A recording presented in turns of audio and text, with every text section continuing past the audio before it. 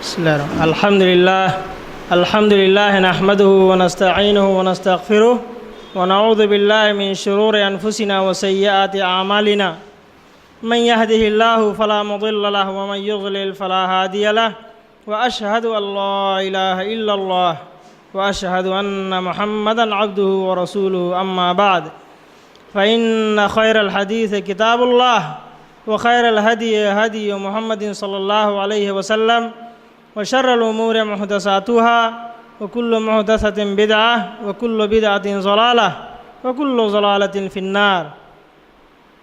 أعوذ بالله من الشيطان الرجيم. بسم الله الرحمن الرحيم.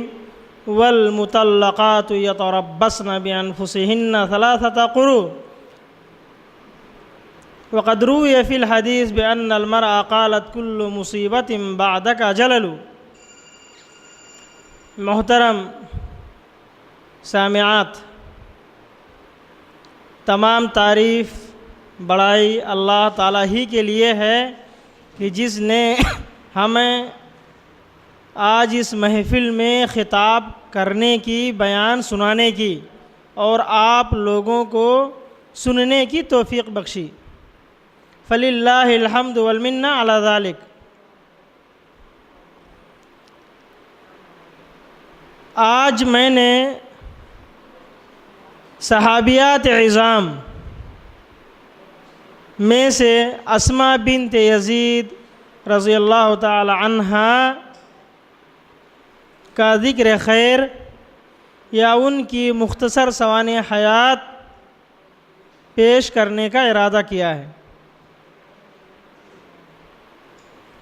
رسول اللہ صلی اللہ علیہ وسلم کی ساتھیوں میں جو لوگ رسول اللہ صلی اللہ علیہ وسلم کے لیے مال و جان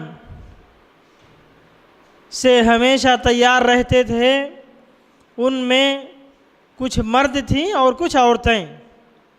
لیکن میں نے آج عورتوں میں سے اسماء بنت یزید کا ذکر مناسب سمجھا. اسماء بنت یزید رضی اللہ عنہا یہ انصاریہ ہیں، یعنی مدینے کی رہنے والی تھیں. جب رسول اللہ صلی اللہ علیہ وسلم نے مصعب بن عمیر کو اسلام کی دعوت کے لیے مدینہ بھیجا اور انہوں نے مدینے کے مختلف قبائل میں گھوم گھوم کر اسلام کی طرف دعوت دی، اسی کوشش میں جب وہ اوس یعنی اوس و خزرج جو دو قبیلے تھے، اوس میں کی شاخ بنو عبد الدار میں جب وہ پہنچے تو وہاں سے سعد بن معاذ رضی اللہ تعالی عنہ کے قبیلے بنو عبد الاشہل میں گئے. وہاں انہوں نے اسلام کی دعوت دی، جس میں سعد بن معاذ رضی اللہ تعالی عنہ سب سے پہلے اسلام لائے. یہ وہی سعد بن معاذ رضی اللہ عنہ ہیں کہ جب رسول اللہ صلی اللہ علیہ وسلم نے بدر کی لڑائی میں جانے کے لیے لوگوں سے مشورہ مانگا، مہاجرین میں سے کچھ لوگ کھڑے ہوئے جنہوں نے تقریریں کی. رسول اللہ صلی اللہ علیہ وسلم نے کہا ہاں کوئی اور بولے. پھر کچھ کھڑے ہوئے جنہوں نے تقریریں کی تو رسول اللہ صلی اللہ علیہ وسلم نے کہا کہ کچھ اور لوگ مشورہ دیں. اتنے میں سعد بن معاذ کھڑے ہوئے اور کہا رسول اللہ صلی اللہ علیہ وسلم شاید آپ چاہتے ہیں کہ انصار بات کریں تو میں انصار میں سے بات کر رہا ہوں. اگر آپ مجھے سمندر میں دریا میں کود جانے کو کہیں تو میں کودنے کو تیار ہوں. اگر آپ مجھے یہاں مدینہ سے لے کر کے برق الغماد یعنی یمن کے آخری کونے تک اگر آپ لے جانا چاہیں تو میں وہاں بھی جانے کو تیار ہوں. اگر آپ کہیں تو میں آپ کی مرضی پر جہاں کہیں وہاں میں سر جھکانے کو تیار ہوں. ہم نے اسلام کی نشر و اشاعت کا، اسلام کے پھیلانے کا وعدہ کیا ہے اور آپ کی حفاظت کا وعدہ کیا ہے، تو ہم آپ کی حفاظت کریں گے اور اسلام کو پھیلائیں گے. چلیے ہم تیار ہیں. رسول کہتے ہیں، حدیثوں میں آتا ہے کہ جب رسول اللہ صلی اللہ علیہ وسلم نے سعد بن معاذ کی جب یہ تقریر سنی تو آپ کا چہرہ خوشی سے کھل اٹھا. یہ وہی سعد بن معاذ ہیں کہ جب غزوہ خندق کے بعد یہودیوں کے تیسرے بڑے قبیلے بنو قریظہ والوں نے جب غداری کی اور غزوہ خندق کے موقع پر اور اس سے پہلے کافروں کو ابھارا، پورے عرب کو ایک غول میں اکٹھا کر کے مدینے پر حملہ آور ہونے میں مدد دی اور ان سے یہ وعدہ کیا کہ آپ لوگ باہر سے مدینے پر اٹیک کریں، ہم اندر سے ان پر حملے کریں گے۔ جب کافر کفار مکہ اپنا ساز و سامان اٹھا کر بھاگ گئے، رسول اللہ صلی اللہ علیہ وسلم آئے تو جبریل علیہ السلام نازل ہوئے، انہوں نے کہا آپ نے تلوار رکھ دی لیکن ہم نے تلوار نہیں رکھی ہے، چلیے بنو قریظہ سے لڑائی کرتے ہیں۔ فوراً رسول اللہ صلی اللہ علیہ وسلم نے حکم جاری کیا کہ جس آدمی نے عصر کی نماز پڑھ لی ہو تو ٹھیک ہے، اور جس نے عصر کی نماز نہیں پڑھی وہ بنو قریظہ میں ادا کرے۔ سارے لوگ جب وہاں گئے، بنو قریظہ جب محصور ہو گئے، قلعے میں بند ہو گئے، تو انہوں نے حکم چاہا، کہا کہ کوئی ایسا آدمی ہو جس کے فیصلے کو وہ مانے۔ تو اسلام لانے سے پہلے سعد بن معاذ ان کے حلیف تھے، ان کے دوست تھے، تو ان کے فیصلے پر وہ راضی ہوئے۔ تو سعد بن معاذ نے کیا فیصلہ کیا کہ بنو قریظہ کے سارے مرد اور عورتیں قتل کر دیے جائیں، اور عورتیں باندیاں لونڈیاں بنا لی جائیں، اور سارے جوان مرد قتل کر دیے جائیں۔ رسول اللہ صلی اللہ علیہ وسلم نے فرمایا کہ یہ اللہ کا فیصلہ ہے، جو سعد بن معاذ نے کیا یہ اللہ کا فیصلہ ہے، یہی اللہ فیصلہ کرتا۔ اور وہی سعد بن معاذ جب ان کی وفات ہوئی، جب ان کی ماں اسماء بنت یزید کہتی ہیں، یعنی جن کے بارے میں آج میں بیان کرنا چاہتا ہوں، جب وہ کہتی ہیں کہ جب ان کی وفات ہوئی تو ان کی ماں آ کے رونے لگی، انہوں نے غم کا اظہار کیا، تو رسول اللہ صلی اللہ علیہ وسلم نے فرمایا کہ الا یرقى دمعک ویذهب حزنک، کیا تمہارا غم اور تمہارے آنسو اب تک ختم نہیں ہوئے؟ ان ولدک اول ما ضحک اللہ علیہ واہتز له العرش، کہ تمہارے بیٹے کے لیے اللہ تعالیٰ، تمہارے بیٹے کے لیے کی موت سے اللہ تعالیٰ کا عرش ہل اٹھا ہے، تو کیا یہ تمہارے لیے کافی نہیں ہے، اس کے بعد بھی تم روتی ہو؟ یہ اسماء بنت یزید انہی سعد بن معاذ کی پھوپھی کی لڑکی تھی، یہ سعد بن معاذ کی پھوپھی کی لڑکی تھی اسماء بنت یزید، جن کے بارے میں آج میں بیان کرنا چاہتا ہوں۔ اور ان کے کزن یعنی عمزاد معاذ بن جبل رضی اللہ عنہ، جن کو رسول اللہ صلی اللہ علیہ وسلم نے یمن میں دین کی تعلیم کے لیے بھیجا تھا، اور کم عمری میں ہی معاذ بن جبل رضی اللہ عنہ حلال و حرام کے سب سے زیادہ جاننے والے تھے۔ صحابہ کرام کہتے ہیں کہ حلال و حرام کے بارے میں سب سے زیادہ جاننے والا ہم میں سے معاذ بن جبل ہیں، اور وہ سب سے کم عمر نوجوان تھے۔ جب وہ اسلام لائے تو انہوں نے اپنے ہم عمر کے لوگوں میں، یعنی جو بچے جوان ہو رہے تھے، اپنے ہم عمر کے لوگوں میں انہوں نے ایک تحریک چلائی تھی کہ بتوں کی اور اللہ تعالیٰ کے ساتھ شریک کرنے کو ہم غلط ٹھہرائیں گے، اور ہر بچہ ہر گھر میں اپنے ماں باپ کو جا کر سمجھائے گا۔ اور انہی کی کوششوں سے معاذ بن عمر بن جموح مسلمان ہوئے تھے، انہی کوششوں سے معاذ بن عمر بن جموح مسلمان ہوئے تھے۔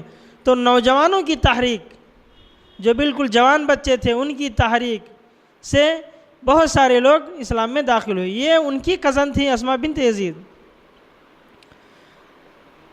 سعد بن معاذ کے اسلام کی برکت دیکھیے کہ جب انہوں نے اسلام قبول کیا تو ان کے خاندان، ان کے قبیلے میں کوئی مرد یا عورت یا بچہ نہیں تھا جس نے اسلام نہ قبول کر لیا ہو۔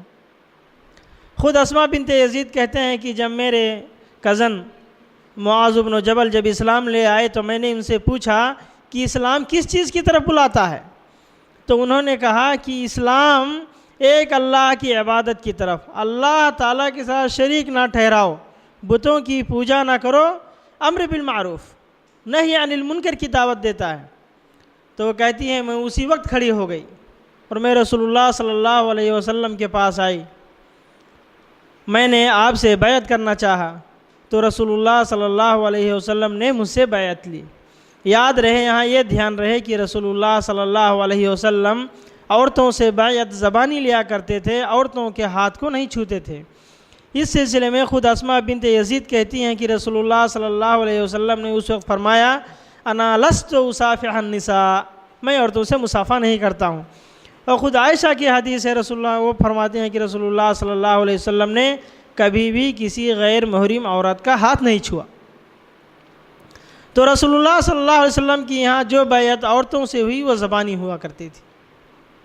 رسول اللہ صلی اللہ علیہ وسلم غیر محرم عورتوں کے ہاتھ کو نہیں چھوتے تھے۔ وہ کہتی ہیں کہ رسول اللہ صلی اللہ علیہ وسلم نے میرے ہاتھ میں 2 کنگن دیکھے تو کہا کہ اسما کیا تم ڈرتی نہیں ہو کہ اللہ تعالیٰ تمہیں ان 2 کنگن کے بدلے میں جہنم کے آگ کے کنگن پہنائے گا؟ تو کہتے ہیں کہ میں نے جب یہ بات رسول اللہ صلی اللہ علیہ وسلم کے منہ سے سنی تو میں نے کنگن فوراً اتار کر رسول اللہ صلی اللہ علیہ وسلم کی خدمت میں نے ڈال دی، ان کے سامنے میں نے نکال کر رکھ دی۔ تو اسماء بنت یزید کو اللہ تعالیٰ نے ایک ایسے خاندان میں پیدا کیا کہ ان کے سارے رشتہ دار رسول اللہ صلی اللہ علیہ وسلم کی محبت، رسول اللہ صلی اللہ علیہ وسلم اور اسلام کے لیے قربانی دینے میں اپنی مثال آپ تھے۔ ان کے خاندان کے جس آدمی کی بات کی جائے، ہر آدمی نے قربانیاں دینے میں اپنی ایک نظیر، اپنی ایک مثال چھوڑی ہے۔ ان کے چچا زیاد بن السکن جب غزوہ احد میں مسلمان میدان چھوڑ کر بھاگ گئے، شکست کے ہارنے کے قریب تھے، بھاگ چکے تھے، میدان چھوڑ چکے تھے، اس وقت مشرکین کا سارا زور اس بات پر تھا کہ کسی طریقے سے رسول اللہ صلی اللہ علیہ وسلم تک پہنچیں اور آپ کو قد نعوذ باللہ آپ کا قتل کر دیں تاکہ اسلام یہیں پر ختم ہو جائے۔ ان کی یہ سوچ تھی کہ جب تک یہ محمد صلی اللہ علیہ وسلم باقی ہیں تب تک اسلام کو پھیلنے سے روکا نہیں جا سکتا، لہٰذا سارا زور ان کا یہ تھا کہ ان کو قتل کر دیا جائے، نعوذ باللہ من ذالک۔ جب سارے مسلمان بھاگ گئے تو ان کا سارا زور رسول اللہ صلی اللہ علیہ وسلم کے خیمے کی طرف ہوا۔ اس میں 2 روایتیں ہیں۔ مسلم کی روایت یہ ہے کہ جب مسلمان بھاگ گئے، اور انس کی روایت وہ کہتے ہیں کہ جب سارے مسلمان بھاگ گئے، افرد رسول اللہ صلی اللہ علیہ وسلم یوم احد بسبعۃ من الانصار ورجلین من المہاجرین، کہ رسول اللہ صلی اللہ علیہ وسلم احد کے میدان میں اکیلے پڑ گئے۔ وہ صرف چند لوگ تھے جو آپ کی حفاظت کر رہے تھے، اس میں 2 مہاجر تھے، یعنی جو مکے سے ہجرت کر کے گئے تھے وہ، اور 7 انصاری تھے۔ 7 انصاری یعنی مدینہ کے رہنے والے، اور 2 مہاجر ایسے تھے جو رسول اللہ صلی اللہ علیہ وسلم کی حفاظت میدان احد میں کر رہے تھے۔ باقی سارے لوگ میدان چھوڑ کر بھاگ چکے تھے۔ جب مدینہ والوں نے، انصاریوں نے یہ دیکھا کہ ان کا سارا زور اسی پر ہے تو رسول اللہ صلی اللہ علیہ وسلم کے خیمے کے سامنے کھڑے ہو گئے۔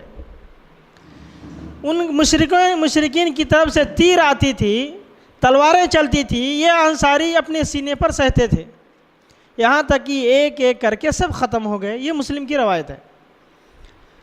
ابن ہشام کی روایت ہے کہ جب رسول اللہ صلی اللہ علیہ وسلم نے دیکھا زور بڑھ رہا ہے تو کہا کہ کون ہے جو میری طرف سے دفاع کرے گا جب تک اس کی، یہاں تک کہ وہ اس پہ مر جائے، اور میں اسے اپنی تلوار دوں گا۔ اتنے میں اسماء بنت یزید کے چچا زیاد کھڑے ہوئے، کہا میں تیار ہوں، میں وعدہ کرتا ہوں کہ جب تک آخری سانس باقی ہے تب تک میں آپ کا دفاع کروں گا، آپ کی حفاظت کرنے میں پیچھے نہیں ہٹوں گا۔ رسول اللہ صلی اللہ علیہ وسلم نے دیکھا کہ کمزور ہیں تو کہا بیٹھ جاؤ۔ پھر آپ نے کہا کون ایسا ہے جو میری حفاظت کا ذمہ، آخری سانس تک میری حفاظت کا ذمہ لے، میں اسے اپنی تلوار دوں گا۔ پھر وہی کھڑے ہوئے۔ رسول اللہ صلی اللہ علیہ وسلم نے کہا بیٹھ جاؤ۔ تیسری بار رسول اللہ صلی اللہ علیہ وسلم نے کہا، پھر وہی کھڑے ہوئے۔ پھر رسول اللہ صلی اللہ علیہ وسلم نے انہیں اپنی تلوار دے دی۔ حالت کیا تھی کہ جب مشرکین تلوار چلاتے تھے، ادھر سے تیریں چلتی تھی، نیزے آتے تھے، تو یہ اپنے جسم پر سہتے تھے، یہاں تک کہ 70 پر 2 یعنی ان کے بدن پر 72 زخم آئے۔ اس کے بعد بھی وہ کھڑے رہے۔ جب طلحہ بے ہوش ہو کر گر گئے، جب طلحہ رضی اللہ عنہ اور زبیر رضی اللہ عنہ آگے بڑھے، انہوں نے انہیں اٹھایا، کہا انہیں عورتوں میں بھیج دیں تاکہ وہاں ان کو زخم جو لگے ہیں ان کی مرہم پٹی ہو جائے۔ تو انہوں نے آنکھیں کھول دی، کہا مجھے کہاں لے جا رہے ہو؟ کہا آپ زخمی ہو گئے ہیں، آپ کو عورتوں میں بھیج رہا ہوں کہ آپ کی مرہم پٹی ہو جائے۔ انہوں نے کہا میرے اوپر رحم کرو، مجھے چھوڑ دو، میں نے رسول اللہ صلی اللہ علیہ وسلم سے یہ وعدہ کیا ہے کہ آخری سانس تک آپ کے خیمے میں کسی کو گھسنے نہیں دوں گا۔ انہوں نے اتنی ضد، اتنا انکار کیا کہ مجبوراً یہ طلحہ اور زبیر مجبوراً انہیں چھوڑنا پڑا۔ تو انہوں نے کہا ایک کام کرو، میں کھڑا نہیں ہو سکتا، مجھے خیمہ کا جو دروازہ ہے وہاں مجھے سہارا دے کر کھڑا کر دو۔ انہوں نے کھڑا کر دیا۔ ادھر سے جو بھی حملہ ہو رہا ہے یہ اپنے سینے پر روک رہے ہیں۔ جب 90 پر 2 زخم آئے، جب 90 پر 3واں زخم لگا تو وہ بے ہوش ہو کر گر پڑے، چیخ ماری اور گر پڑے۔ رسول اللہ صلی اللہ علیہ وسلم کے کانوں میں جو ان کے چیخ کی آواز پڑی تو رسول اللہ صلی اللہ علیہ وسلم آئے اور ان کا فوراً زمین پر بیٹھ گئے، ان کا سر اپنی گود میں رکھا۔ ان کی حالت دیکھ کر کہ ان کے پورے بدن سے، پورے جسم سے خون جاری ہے، اتنے زخم ہے کہ کوئی جگہ باقی بچی نہیں، اب زخم کھانے کا تاب نہیں۔ تو رسول اللہ صلی اللہ علیہ وسلم نے ان کا سر اپنی گود میں لے لیا اور آپ کی آنکھوں میں آنسو آ گئے۔ رسول اللہ صلی اللہ علیہ وسلم کی آنکھ سے آنسو زیاد کے چہرے پر گرے۔ جب رسول اللہ صلی اللہ علیہ وسلم کے گرم گرم آنسو آپ زیاد کے چہرے پر گرے تو ان کی آنکھ کھل گئی، ہوش میں آ گئے۔ دیکھا تو کہا کہ میرے سر کے اوپر رسول اللہ صلی اللہ علیہ وسلم کا چہرہ دیکھا، پھر اس کے بعد آنکھ بند کر لی، پھر دیکھا، اس کے بعد کہا کہ یہ آخری لمحہ ہے، میری جان نکل رہی ہے، رسول اللہ صلی اللہ علیہ وسلم یہ گواہی دے دیجئے کہ میں نے آخری سانس تک آپ کی حفاظت کی، آپ سے میں نے جو وعدہ کیا تھا وہ میں نے پورا کیا۔ رسول اللہ صلی اللہ علیہ وسلم نے کہا ہاں میں گواہی دیتا ہوں کہ تم نے آخری سانس تک میری حفاظت کی، اپنا وعدہ پورا کیا، اللہ بھی اپنا وعدہ پورا کر رہا ہے۔ اس کے بعد رسول اللہ صلی اللہ علیہ وسلم نے صحابہ کی طرف دیکھا، اتنے میں ان کی جان نکل گئی۔ رسول اللہ صلی اللہ علیہ وسلم نے بعد میں صحابہ کی طرف دیکھا، کہا کہ آپ نے دیکھا ہے وہ آدمی جس کا میں محبوب تھا یا جو مجھے چاہ رہا تھا، اس کی آخری دم نکلنے کے وقت اس کی کیا حالت تھی؟ جو 7-8 صحابہ تھے آنکھوں میں آنسو لیے کھڑے تھے، انہوں نے کہا ہاں میں نے دیکھا ہے۔ تو کہا تم لوگوں کو کیا معلوم، جبریل علیہ السلام آئے تھے، انہوں نے مجھے خبر دی ہے کہ اللہ تعالیٰ نے جنت کے 8 دروازے ان کے استقبال کے لیے کھول دیے، یعنی اللہ تعالیٰ نے زیاد کے استقبال کے لیے جنت کے 8 دروازے اللہ تعالیٰ نے کھول دیے ہیں۔ یہ چچا کی وفات کا، شہادت کا میں واقعہ بیان کر رہا ہوں، اسی کے فوراً بعد اسماء بنت یزید کے بھائی یعنی زیاد کے بھتیجے عامر رضی اللہ تعالیٰ عنہ بھی کھڑے تھے۔ وہ ان لوگوں میں سے تھے جو رسول اللہ صلی اللہ علیہ وسلم کو آخری وقتوں میں بچانے والے تھے، وہ بھی وہاں کھڑے تھے۔ ان کا پورا بدن چھلنی ہو گیا اور انہوں نے رسول اللہ صلی اللہ علیہ وسلم کی قدموں میں وفات پائی، اور اسی لڑائی میں اسماء بنت یزید کے باپ یعنی یزید بن سکن خود اس لڑائی میں شہید ہو گئے۔ اسی لیے جب مدینے میں سارے لوگ واپس آئے، مدینے کے لوگ باہر نکلنے لگے تاکہ لڑائی کا انجام دیکھیں کیا ہوا، تو جب یہ اسماء آگے بڑھتی ہیں تو کہا گیا تمہارے باپ یزید شہید ہو گئے۔ انہوں نے کہا کوئی بات نہیں۔ آگے بڑھتی ہیں، دل میں یہ خواہش تھی کہ رسول اللہ صلی اللہ علیہ وسلم کی سلامتی، رسول اللہ صلی اللہ علیہ وسلم سلامت ہیں یا نہیں۔ آگے بڑھتی ہیں تو خبر آتی ہے تمہارے بھائی عامر شہید ہو گئے۔ کہا کوئی بات نہیں، رسول اللہ صلی اللہ علیہ وسلم کیا ہے، کوئی خبر نہیں۔ آگے بڑھتی ہیں، پھر خبر آتی ہے نہیں آج تمہارے چچا زیاد بن سکن ابھی شہید ہو گئے، وہ بھی سن لیا۔ آگے بڑھتی ہیں کہ شاید رسول اللہ صلی اللہ علیہ وسلم کی کچھ خبر ملے، پھر خبر آتی ہے تمہارے کزن، تمہارے چچا کے لڑکے وہ بھی شہید ہو گئے۔ اس کے بعد وہ آگے بڑھتی ہیں تو کہتی ہیں میں نے رسول اللہ صلی اللہ علیہ وسلم کو دیکھا، رسول اللہ صلی اللہ علیہ وسلم احد کے میدان سے نکل رہے تھے، میں نے آپ کو صحیح سلامت حال میں دیکھا۔ اس کے بعد ان کے منہ سے جو لفظ نکلا کل مصیبت بعدک جلل، یعنی آپ اگر سلامت ہیں، آپ کے علاوہ جتنی بھی مصیبت آج میرے گھر پر نازل ہوئی جو بھی مصیبت میرے گھر میں آئی وہ سب آسان ہے، وہ سب چھوٹی ہیں، ان کی کوئی حقیقت، ان کی کوئی پرواہ نہیں، ان کی کوئی پرواہ نہیں۔ تو یہ ان کا گھرانہ تھا۔ میں نے ان کے پھوپھا زاد بھائی، ان کے چچا زاد بھائی، ان کے چچا، ان کے باپ، ان کے بھائی، ان سب کا میں نے تذکرہ اس لیے کیا ہے تاکہ آپ کو یہ اندازہ لگانے میں آسانی ہو کہ وہ کس خاندان سے تھیں۔ ان کا خاندان رسول اللہ صلی اللہ علیہ وسلم کی محبت اور اسلام کے راستے میں قربانی دینے کے لیے کتنے بیتاب رہتا تھا، میں نے اس لیے بیان کیا ہے۔ اسما بنت یزید کہتی ہیں، محبت کی بات چل رہی ہے اس میں، وہ کہتی ہیں کہ ایک مرتبہ رسول اللہ صلی اللہ علیہ وسلم، کہتی ہیں رأیت رسول اللہ صلی اللہ علیہ وسلم فی مسجدنا فی صلاۃ المغرب، میں نے رسول اللہ صلی اللہ علیہ وسلم کو اپنے محلے کی مسجد میں مغرب کی نماز میں دیکھا۔ کہتے ہیں فجیت فی منزلی، میں اپنے گھر میں آئی، فاخذت العرق، تو میں نے عرق لیا، یعنی ایسا گوشت، ایسی ہڈی جس پر ذرا گوشت لگا ہو، تو کہتی ہے میں نے وہ لیا، ورقفا، اور میں نے روٹی لی۔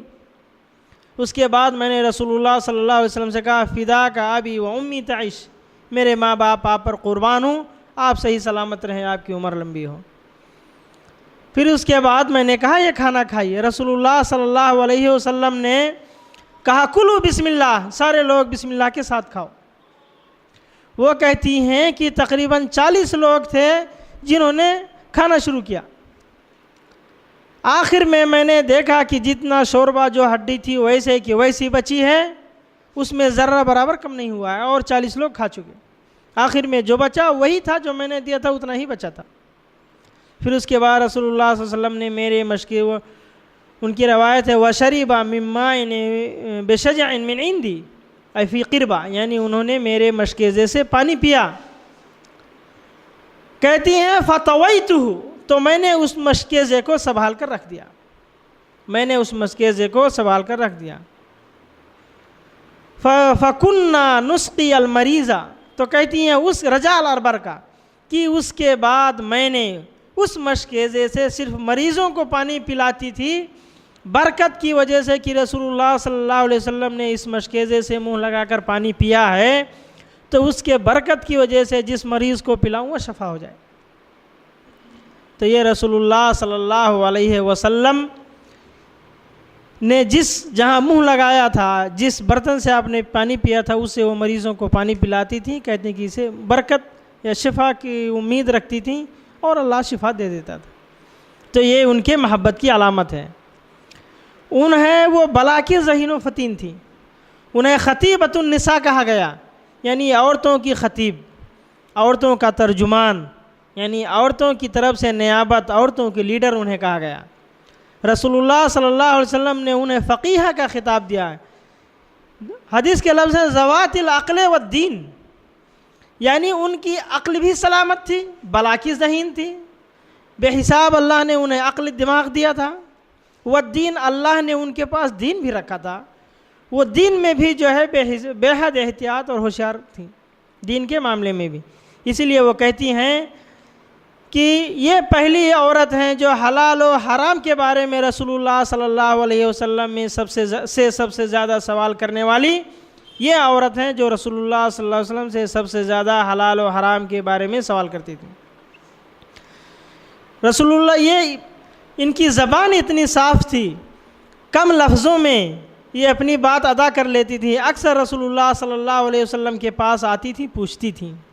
رسول اللہ صلی اللہ علیہ وسلم کہتے تھے، عائشہ کو سپرد کر دیتے، کہتے تھے عائشہ یہ کچھ سوال کرنا چاہتی ہیں، تم انہیں سمجھا دو، اور عائشہ رضی اللہ تعالیٰ عنہ انہیں سمجھاتی تھی، اس کے بعد وہ چلی جاتی تھی۔ ایک مرتبہ عورتوں نے انہیں رسول اللہ صلی اللہ علیہ وسلم کی خدمت میں بھیجا، وہ آئیں، انہوں نے سلام کیا، کہا کہ اے اللہ کے رسول، میں عورتوں کا لیڈر بن کے، عورتوں کی ترجمان بن کے آپ کے پاس آئی ہوں، میں جو کہوں گی ہر لفظ کی وہ عورتیں تائید کریں گی، جو ان کا خیال ہے وہی میرا خیال ہے، جو ان کا احساس ہے وہی میرا احساس ہے، وہ جو سوچتی ہیں وہی میں سوچتا ہوں، وہی میں سوچتی ہوں۔ یہاں آپ لوگ ذرا یہ دھیان دیجئے کہ انہوں نے یہ نہیں کہا کہ عورتیں ایسا ایسا سوچتی ہیں اور ان کی یہ بات ہے، انہوں نے مجھے آپ تک پیغام دینے کے لیے بھیجا، میں پیغام دینے آئی ہوں۔ انہوں نے سیدھے کہا کہ جو ان کی سوچ ہے میری سوچ، جو ان کے جذبات ہیں میرے جذبات ہیں، جو ان کے احساسات ہیں میرے احساسات ہیں، لیکن میں ان کا ترجمان بن کر آئی ہوں اور میرے ہر لفظ کی وہ تائید کریں گی، یعنی کوئی بھی لفظ میں اس میں اپنی طرف سے ادا نہیں کر رہی ہوں، لیکن میں بھی ان جیسا سوچ رکھنے والی ہوں۔ میرے بھی ذہن میں یہ سوال آتے ہیں جو ان عورتوں کے ذہن میں سوال آتے ہیں۔ وہ سوال کیا تھا؟ ان کے لفظ ہیں انا یا رسول اللہ انا وافدۃ من النساء الیک، میں عورتوں کی طرف سے آپ کی طرف لیڈر بن کر آئی ہوں۔ ہننا یسألنا، وہ سوال کرتی ہیں کہ نحن معاشر النساء، ہم عورتوں کی جماعت، محصورات مقصورات فی البیوت، ہم گھروں میں قید ہیں، ہم گھروں میں بند ہیں، پردہ نشین ہیں، اور پردہ نشین کی حالت میں ہم گھر کی ساری ذمہ داریاں ادا کرتے ہیں۔ آگے وحامل اولادکم، حاملات اولادکم، ہم تمہارے اولادوں سے حمل ہوتی ہیں، تمہارے بچوں کو ہم جنم دیتی ہیں، اردو میں تمہارے بچوں کو ہم پیدا کرتی ہیں، جنم دیتی ہیں۔ اس کے بعد کہا کہ وَإِنَّ مَعْشَرَ الرِّجَالِ، یہ مردوں کی جماعت، فُضِّلُوا عَلَيْنَا بِالْجُمْعِ وَالْجَمَاعَات، یہ مردوں کی جماعت جمعہ اور جماعت میں ہم سے سبقت لے گئے، ان کو ہمیں فضیلت حاصل ہے۔ یشہدون الجنائز وفی عیادت المرضى والحج بعد الحج وعلى ذلك يذهبون يشاركون فی الجہاد فی سبیل اللہ۔ وہ کہتی ہیں کہ یہ مردوں کی جماعت، ان کو تو ہم پر زیادہ فضیلت ہے، اور وہ جمعہ میں بھی جاتے ہیں، جمعہ کی نماز پڑھتے ہیں، جماعت سے سارا کام کرتے ہیں، جماعت سے کام کرنے میں ثواب زیادہ۔ ہم عورتیں گھروں میں اکیلی نماز پڑھتی ہیں، ہمیں آ کے ثواب کم ملتا ہے۔ ہم ان کے بچوں کو پیدا کرتی ہیں، وَرَبَّيْنَا أَوْلَادَكُمْ، ہم ان کے اولادوں کو پرورش کر کے بڑا کرتی ہیں۔ ہم گھروں میں بند ہیں، پردہ کرتی ہیں، اس کے باوجود گھر کی ساری ذمہ داریاں سنبھالتی ہیں، اور یہ مرد جمعہ میں جاتے ہیں، جماعت میں جاتے ہیں، حج کے اوپر حج کرتے ہیں، ایک حج کر لیا، دو حج کر لیا، کہ وہ حج چاہیں تو حج کے اوپر حج کریں، اور اس کے علاوہ وہ کوئی مریض ہو گیا، کوئی بیمار ہو گیا، اس کو دیکھنے جاتے ہیں۔ اس کے علاوہ وہ اللہ کے راستے میں جہاد کے لیے نکلتے ہیں، اور ہم عورتیں تو گھر میں ہی رہ جاتی ہیں۔ تو جو اتنے سارے کام مرد کرتے ہیں، وہ کہتی ہیں وَإِذَا خَرَجُوا لِلْجِهَادِ، کہ جب وہ جہاد کے نکلتے ہیں، حَفِظْنَا أَمْوَالَهُمْ، تو ان کے مال کو ہم بچا کر رکھتی ہیں، وَرَبَّيْنَا أَوْلَادُهُمْ، ان کے اولادوں کو پرورش کر کے جوان ہم بناتی ہیں۔ کہتی ہیں أَفَنُشَارِكُ فِي كُلِّ وَفِي كُلِّ هَذَا أَنُشَارِكُ الْأَجْرَ، دوسری روایت میں ہے وفی کل هذا لنا الاجر، کیا ان سب تمام کاموں میں ہم عورتوں کو بھی ثواب ملے گا؟ یہ سارے کام جو مرد کر لیتے ہیں، جب وہ آدمی مرد جمعہ اور جماعت میں گیا، یا حج کے لیے گیا، یا جہاد کے لیے گیا، تو اس وقت اس کے گھر کو کون دیکھ رہا ہے؟ یہ عورتیں ہی دیکھ رہی ہیں۔ اس کے بچوں کی نگرانی کون کرتا ہے؟ یہ عورتیں ہی کرتی ہیں۔ تو کیا اتنے ساری کام کرنے کے بعد ان عورتوں کو مردوں کے برابر ثواب ملے گا یا نہیں؟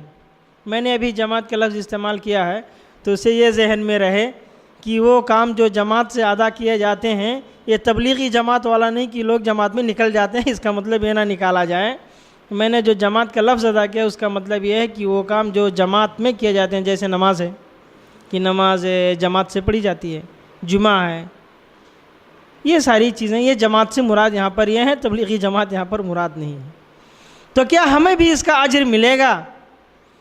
ان کی ابھی بات ختم نہیں ہوئی تھی کہ رسول اللہ صلی اللہ علیہ وسلم صحابہ کی طرف مڑے، کہا کیا اسمعتم مقالۃ امرأۃ او سؤال امرأۃ فی الدین احسن من ہذہ، کیا تم نے کبھی کسی بھی عورت سے دین کے معاملے میں اس عورت سے بہتر سوال کرتے ہوئے دیکھا ہے؟ یعنی جتنا بہترین سوال اس عورت نے کیا ہے دین کے معاملے میں، دین کے معاملے کو لے کر، کیا تم نے کسی عورت کو آج تک سنا اس نے ایسا سوال کیا ہو دین کے معاملے میں، یا اسے بہتر سوال کیا ہو؟ صحابہ کرام نے کہا بلا، ہم لوگوں نے آج تک نہیں سنی کہ کوئی عورت دین کے معاملے کو لے کر کے اتنے اچھے انداز میں، اتنے اچھے طریقے سے سوال کر سکتی ہے۔ تو رسول اللہ صلی اللہ علیہ وسلم نے کہا اذهبی وعلمی من وراءک، تم جاؤ اور تمہارے پیچھے جو عورتیں ہیں جنہوں نے تمہیں بھیجا ہے ان کو جا کے خبر کو دو کہ فإن إحداكن حسن تبعل، کہ ہر عورت جو اپنے شوہر کی بہترین خدمت کرتی ہے، شوہر کی بہترین خدمت کرتی ہے، ایسی خدمت کرتی کہ اس کا شوہر جمعہ میں اور جماعت کے ساتھ اور کام کرنے میں، جنازے میں، عیادت میں، جہاد میں اس کے مرد کو یہ فرصت ملے کہ وہ یہ سارا کام کر لے، تو اس عورت کے لیے اتنا ہی ثواب ہے جتنا اس مرد کا ہے۔ یعنی یہ مرد لڑائی کر کے، مریضوں کی عیادت کر کے، جنازے میں شریک ہو کر کے، جمعہ اور عیدین ان سارے کام کر کے، جہاں مسلمانوں کا اجتماع مقصود ہو وہ سارے جگہوں پر جا کر کے جو ثواب حاصل کرتا ہے، وہی ثواب عورتیں یہ گھر میں بیٹھ کر بچوں کی پرورش کر کے، شوہر کی خدمت کر کے، شوہر اگر باہر سے کام کر کے آتا ہے تو اسے خوش کر کے اسے خوشی دیتی ہیں، اور اس کے مال کی حفاظت کر کے اس عورت کو اتنا ہی ثواب ملے گا جتنا اس مرد کو ملتا ہے۔ تو یہ اسماء بنت یزید ہیں جنہوں نے سب سے پہلے، وہی عورت ہیں جو عورتوں کی ترجمان بنی، اور رسول اللہ صلی اللہ علیہ وسلم نے انہیں فقیہ یا خطیبۃ النساء کا لفظ کہا، اور عورتوں کے متعلق اتنے اچھے سوال اتنے اچھے انداز میں انہوں نے رسول اللہ صلی اللہ علیہ وسلم سے کیا۔ یہ اسماء بنت یزید ہیں، یہ ہمیشہ رسول اللہ صلی اللہ علیہ وسلم کی ہر مجلس میں رہتی تھیں۔ ان کی کوشش یہ ہوتی تھی کہ اگر دین کا علم کہیں سے بھی کچھ بھی، اگر ہر موقع پر ہمیں دین کا علم ملے تاکہ ہم عورتوں میں جا کر پہنچائیں۔ یہ عورتوں میں تبلیغ کا بھی کام کرتی تھیں، عورتوں میں دین پھیلانے کی ذمہ داری یہ کرتی تھیں، عورتوں میں اسلامی مسائل انہیں بتاتی تھیں۔ یہی اسماء بنت یزید۔ وہ کہتی ہیں کہ جب رسول اللہ صلی اللہ علیہ وسلم کی حضرت عائشہ سے شادی ہوئی اور جب عائشہ کو دلہن بنا دیا گیا تو کہتی ہے میں نے ہی دلہن بنایا، عائشہ کو دلہن بنا کر بناؤ، سنگار بناؤ میں نے ہی کیا۔ جب میں نے پورا سنگار کر لیا تو میں نے رسول اللہ صلی اللہ علیہ وسلم کو بلایا، کہا اب آپ اندر آ جائیے۔ جب رسول اللہ صلی اللہ علیہ وسلم اندر آئے تو اس کے بعد عائشہ کے پہلو میں بیٹھ گئے، تو کہتی ہیں کہ فقدمنا الیہ اللبن، تو میں نے رسول اللہ صلی اللہ علیہ وسلم کو دودھ پیش کیا، فشرب منہ بعضا، تو رسول اللہ صلی اللہ علیہ وسلم نے تھوڑا پیا، فآتتہ لعائشہ، تو رسول اللہ صلی اللہ علیہ وسلم نے عائشہ کو دے دیا تم بھی پیو، تو عائشہ نے شرم کی وجہ سے گردن جھکا لی۔ اسماء کہتی ہیں کہ میں نے محبت سے ڈانٹا عائشہ کو، کہا کہ جب رسول اللہ صلی اللہ علیہ وسلم دے رہے ہیں اور تم دودھ نہیں پی رہی ہو، تو میرے ڈانٹنے پر انہوں نے لیا اور تھوڑا سا پیا۔ جب انہوں نے پیا تو رسول اللہ صلی اللہ علیہ وسلم نے کہا کہ اب اسے اپنی سہیلیوں کو دے دو، جو تمہاری سکھی یا سہیلیاں ہیں انہیں دے دو۔ اتنے میں اسماء بنت یزید تھی تو ہوشیار، انہوں نے کہا لا یا رسول اللہ خذ انت، رسول اللہ صلی اللہ علیہ وسلم آپ لیجئے، واشرب منہ ثم ناولینہ ایاہ، کہ رسول اللہ صلی اللہ علیہ وسلم آپ لے لیجئے، جو پینا ہو پی لیجئے، بقیہ مجھے دے دیجئے۔ رسول اللہ صلی اللہ علیہ وسلم نے کہا کہ یہ دودھ عائشہ تم پی لو، تم نے پیا اپنی سہیلیوں میں بانٹ دو۔ اسماء بنت یزید وہیں تھیں، انہوں نے کہا نہیں رسول اللہ صلی اللہ علیہ وسلم آپ لیجئے، آپ بھی پیجئے اور مجھے آپ دے دیجئے۔ وہ کہتی ہیں کہ رسول اللہ صلی اللہ علیہ وسلم نے لیا، تھوڑا پیا، اس کے بعد مجھے دے دی۔ کہتی ہیں فجلست علی رکبتیہ، تو میں گھٹنوں کے بل بیٹھ گئی، میں گھٹنوں کے بل زمین پر بیٹھ گئی۔ فجعلت اطیف، میں اس پیالے کو گھمانے لگی، میں پیتی جاتی تھی، منہ سے پیالے کو پی رہی تھی اور پیالے کو گھما رہی تھی، اس لیے کہ تاکہ جہاں سے رسول اللہ صلی اللہ علیہ وسلم نے پیا ہے، جس جگہ سے رسول اللہ صلی اللہ علیہ وسلم نے اپنا ہونٹ لگایا ہے یا جہاں سے دودھ پیا ہے، شاید کہ میرا ہونٹ وہاں تک پہنچ جائے اور میں بھی وہ دودھ پی لوں اور مجھے برکت ہو جائے۔ تو کہتی ہیں کہ میں بیٹھ کے اس پیالے کو گھما رہی تھی، دودھ پی رہی تھی، کہ شاید جہاں سے رسول اللہ صلی اللہ علیہ وسلم کا جو مشرب تھا، یعنی دودھ پینے کی جگہ، وہاں سے اس کو میں پالوں۔ تو صرف دین ہی میں نہیں، دنیاوی معاملات میں بھی اسماء بنت یزید رضی اللہ عنہ بلا کی ذہین تھی۔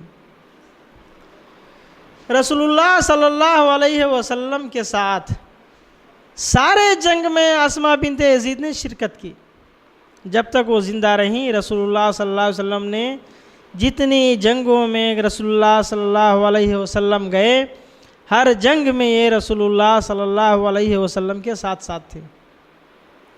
غزوہ خندق میں رسول اللہ صلی اللہ علیہ وسلم کے یہ ساتھ تھی۔ غزوہ خیبر میں یہ رسول اللہ صلی اللہ علیہ وسلم کے ساتھ تھیں اور مسلمانوں کو، مجاہدین کو لڑنے پر ابھارتی تھیں،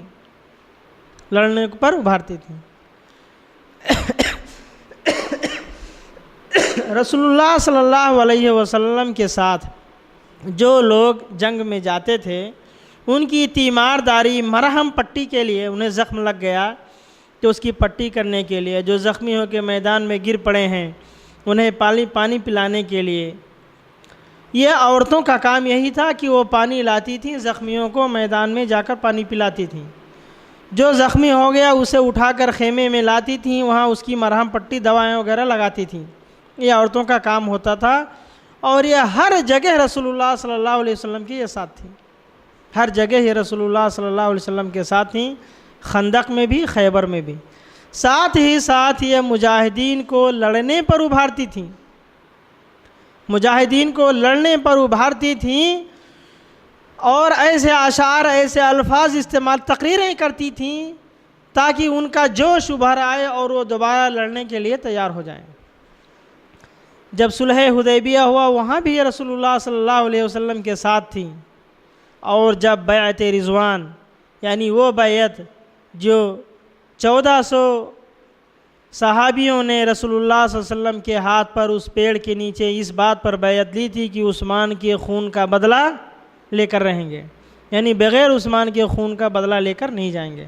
ہوا یوں تھا کہ عثمان رضی اللہ عنہ مکے آ گئے تھے، جب صلح وغیرہ ہو گئی وہ مکہ چلے آئے، تو اس کے بعد مکہ والوں نے عثمان کو بہت چاہتے تھے، محبت میں 3 دن تک روک لیا، تو یہ خبر پھیل گئی کہ عثمان کو مکہ والوں نے قتل کر دیا ہے۔ تو رسول اللہ صلی اللہ علیہ وسلم نے کہا اب ہم بیعت لیتے ہیں کہ عثمان کے خون کا بدلہ لے کر ہی جائیں گے، اب مکہ والوں سے لڑائی کریں گے، نہیں چھوڑیں گے۔ تو اس میں جو ہے بیعت کرنے والوں میں 1400 لوگ تھے۔ بعد میں یہ خبر آئی کہ نہیں، عثمان زندہ ہیں، اور مکے والوں نے ضیافت کے لیے روک لیا تھا۔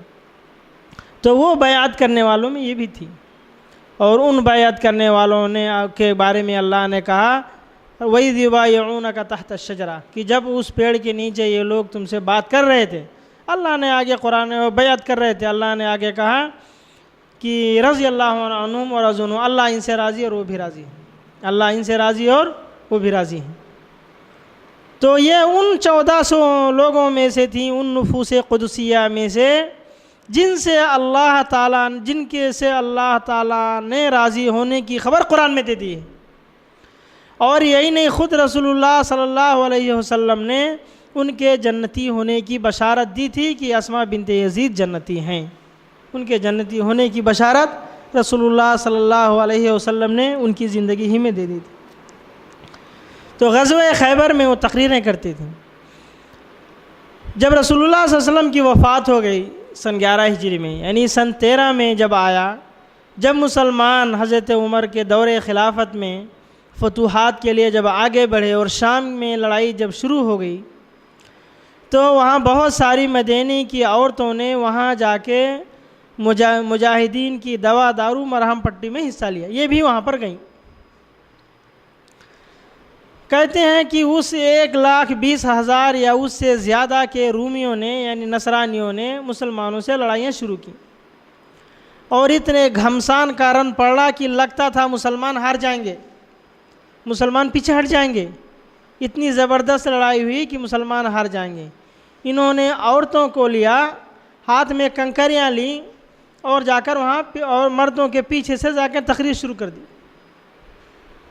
یہ تقریریں کرتی تھیں اور کہتی تھیں کہ تم مردوں نے ہماری حفاظت کا ذمہ لیا، اگر آج تم اس لڑائی سے بھاگ رہے ہو تو ہم عورتوں کو وہ پکڑ کر لے جائیں گے، ہمیں اپنی لونڈیاں بنائیں گے، کیا تمہیں اپنی عورتوں کی عزت کی پرواہ نہیں؟ کبھی کہتی تھی کہ یہ لو تم مرد یہ سب چوڑیاں پہنو، تم لوگ خیمے میں جاؤ، تلوار اور تیر ہمیں دے دو، تیر ہم چلائیں گی، تلوار ہم لوگ چلائیں گی اور ہم لوگ لڑائیاں لڑیں گی۔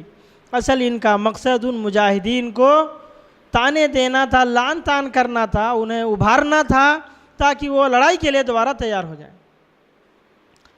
تو ان کے اور جو بھاگتا تھا اس پر ایک کنکری لے کر مارتی تھیں، چھوٹے چھوٹے پتھر کی کنکریاں لے کر مارتی تھیں کہ تف ہے تم پر کہ میدان چھوڑ کر بھاگ رہے ہو، ایک وہ دشمن کی لڑ رہا ہے اور ایک وہ تم ڈر سے بھاگ رہے ہو۔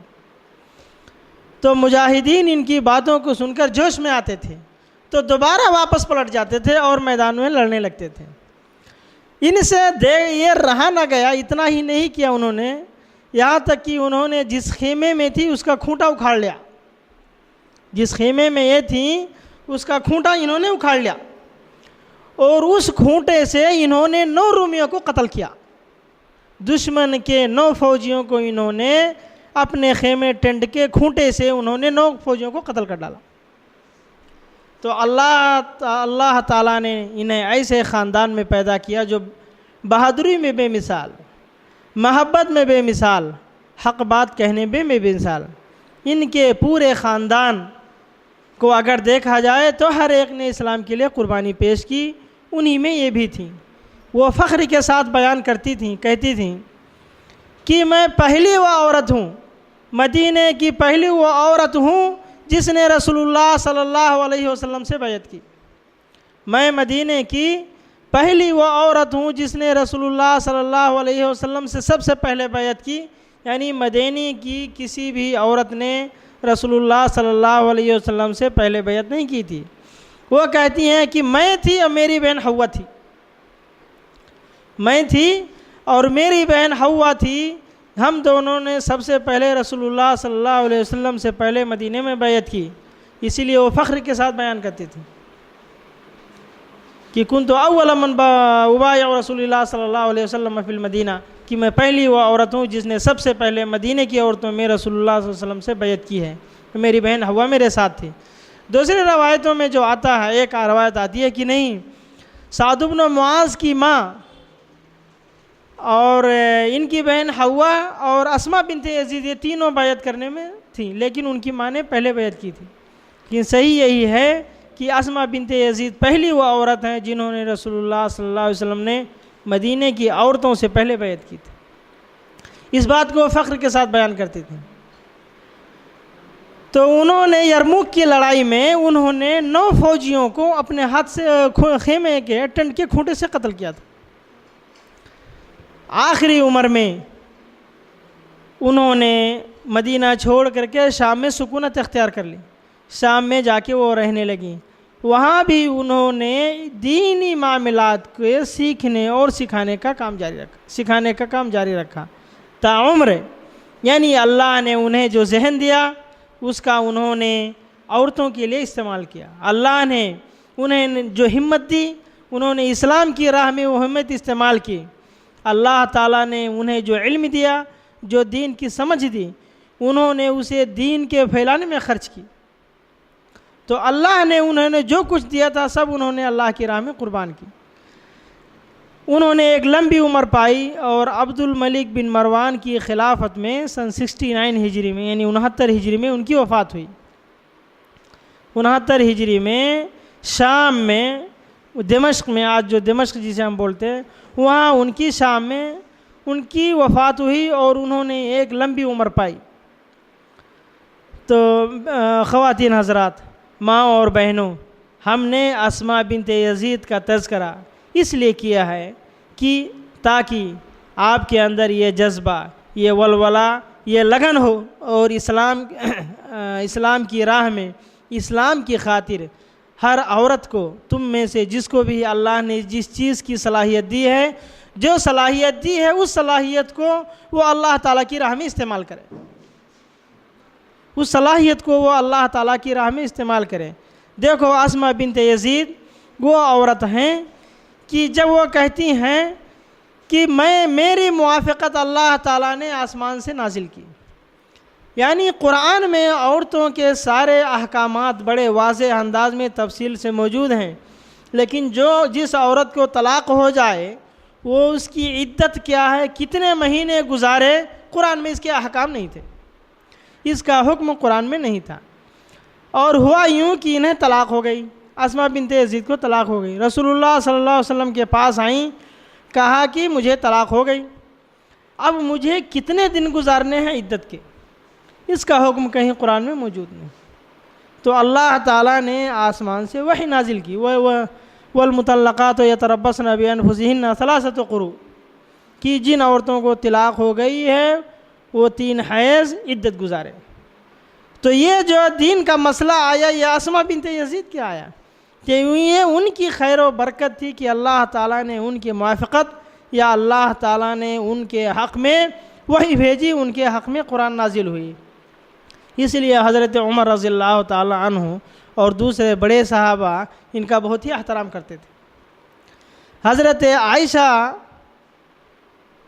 نے ایک مرتبہ ان کی طرف اشارہ کر کے فرمایا کہ ان جیسی عالمہ، زاہدہ، فقیلہ، خطیبۃ النساء، دین کے معاملے میں سمجھ رکھنے والی عورت کوئی نہیں ہے۔ ایک مرتبہ کہا نعم الانصار النساء قریش، کہ کتنی بہترین، نعم النساء، کتنی بہترین ہیں یہ قریش کی عورتیں، یہ قریش کی عورتیں کتنی بہترین ہیں کہ اپنے اولاد کے معاملے میں نہیں، اولاد کی پرورش، اولاد کے دیکھ بھال کے معاملے میں اور دین کے معاملے میں سمجھ اور دین کے معاملے میں سوال کرنے والوں میں اتنے صاف، اتنا واضح اور سیدھا سوال کرنے والی میں نے اور دوسری عورتوں میں نہیں دیکھی۔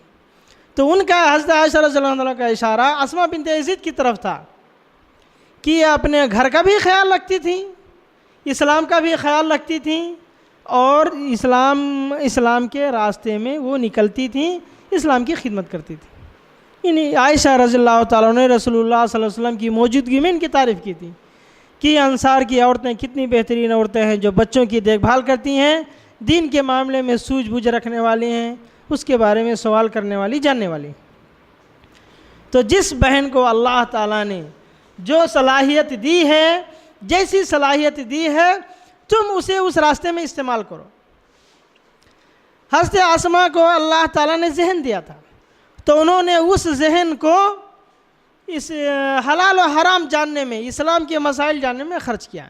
یہ اسماء بنت یزید کو اللہ نے ہمت دی تھی تو ان کے اندر اتنی ہمت تھی کہ رسول اللہ صلی اللہ علیہ وسلم سے ڈائریکٹ سوال کرتی تھیں۔ انہیں رسول اللہ صلی اللہ علیہ وسلم سے سوال کرنے میں خوف یا جھجک نہیں حاصل ہوتے تھے۔ وہ معاملے جن میں شرم آنی چاہیے وہ کہتی تھیں کہ دین کے معاملے میں شرم نہیں، کہ جب دین کا معاملہ ہو، جہاں حلال و حرام، جائز ناجائز کا مسئلہ ہو، وہاں اس معاملے میں شرم نہیں کرنی چاہیے۔ اللہ تعالیٰ نے انہیں لڑنے کی، جہاد کی جو طاقت دی تھی تو انہوں نے اسلام کی خاطر انہوں نے لڑائیاں لڑیں۔ اللہ تعالیٰ نے انہیں جو اخلاق عطا کیے تھے، جو دین اللہ نے انہیں جو علم اور دین سیکھنے کی توفیق دی، انہوں نے لوگوں کو سکھانے میں خرچ کیا۔ تو اللہ نے انہیں جو کچھ دیا تھا سب کچھ انہوں نے اللہ کی راہ میں خرچ کیا۔ تو میری یہی گزارش ہے کہ اللہ تعالیٰ نے آپ کو جو دیا ہے، اللہ نے تمہیں جو صلاحیت دی ہے، تم بھی وہ صلاحیت اللہ کی راہ میں خرچ کرو، تم بھی وہ صلاحیت اللہ کی راہ میں خرچ کرو۔ اللہ تمہارا حامی و ناصر ہو، اور اللہ تعالیٰ ہی تو باللہ توفیق، ساری توفیق اللہ تعالیٰ ہی سے لے آتی ہے۔ یاد رکھو کہ دین کے معاملے میں، اسلام کے معاملے میں، دین سیکھنے کا معاملے میں، دین پھیلانے کے معاملے میں بہت زیادہ صبر کی ضرورت ہے۔ اس راستے میں دشواریاں، مشکلات بھی بہت آتی ہیں، تو جتنی بھی دشواریاں، جتنی بھی مشکلات یا پریشانیاں آئیں، ان کا علاج یا ان کی دوا تمہارے پاس صبر کی شکل میں ہونا چاہیے۔ اس راستے میں جتنا ہی صبر کرو گے اتنا ہی اللہ تعالیٰ تمہارے حق میں بہتر کرے گا۔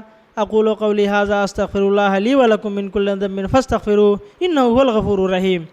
میں انہی باتوں پر آج کی یہ تقریر ختم کر رہا ہوں۔ اللہ تعالیٰ معاف کرنے والا بخشنے والا ہے۔ اللہ تعالیٰ سب کو معاف کرے، اللہ تعالیٰ آپ لوگوں کو بخشے، آمین۔ وآخر دعوانا الحمد للہ رب العالمین۔ السلام علیکم ورحمۃ اللہ وبرکاتہ۔